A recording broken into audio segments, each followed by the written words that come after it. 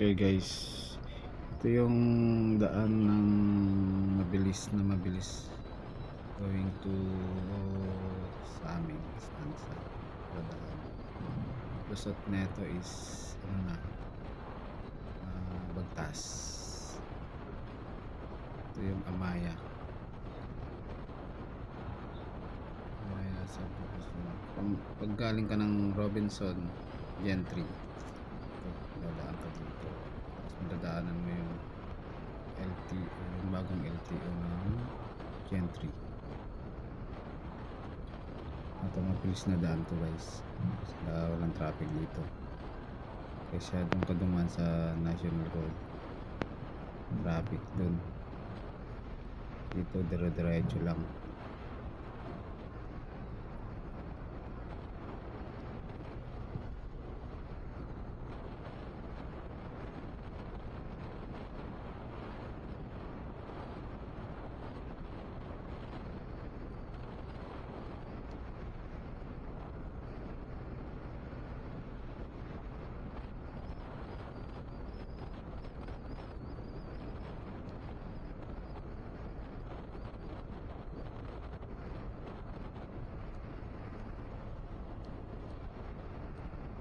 Ayan guys, malapit na tayo dyan sa kakanan tayo.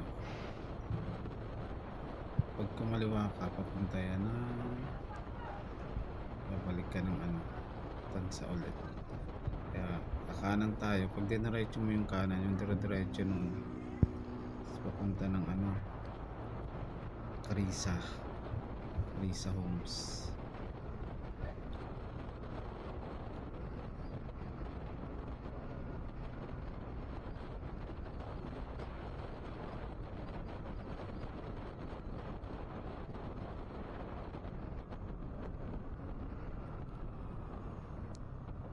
Yan guys, kanan tayo dyan, dahan-dahan lang kasi may mga yan. Tapos dito tayo, kakaliwa tayo dyan guys, para yung lusot natin Bagtas na. Pag diretso mo yung Carissa, kaso huwag kayong dumaan dito pag umulan kasi napakaputik, madulas dito itong daan na to kasi hindi pa tayo sementado. Kunti lang naman yan. Pagdating sa unahan, sementado na yan. Kaya lang maputik talaga dyan. Umulan, ang lagkit, kawawa yung motor nyo.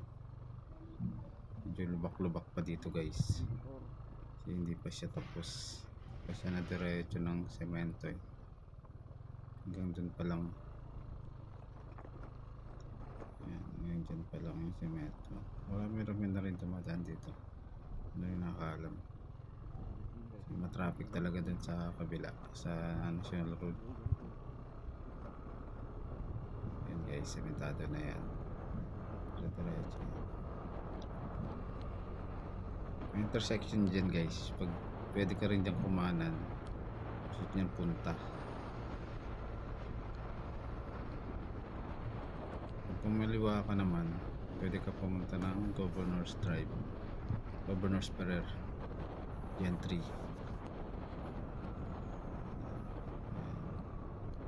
Dito tayo magka-counterflow tayo guys dito sa kabila kasi lubak yan dyan pag diniretso mo, pangit yung daan dyan. Kaya dito tayo sa kabila tayo.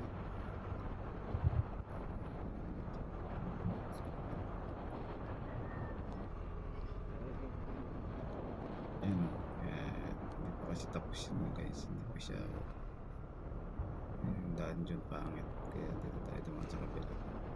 Wala naman masyadong dumadaan sa sakyan.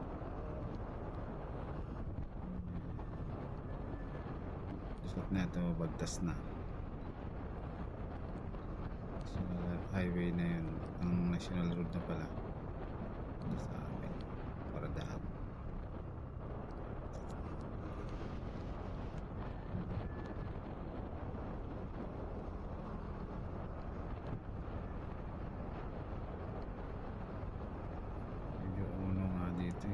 Kung nag-crack na yung mga semento kasi dinadaanan ng malalaking motor, hindi dinadaanan ng mga bibigat para hindi mag-kalsada. Ang dami ng crack.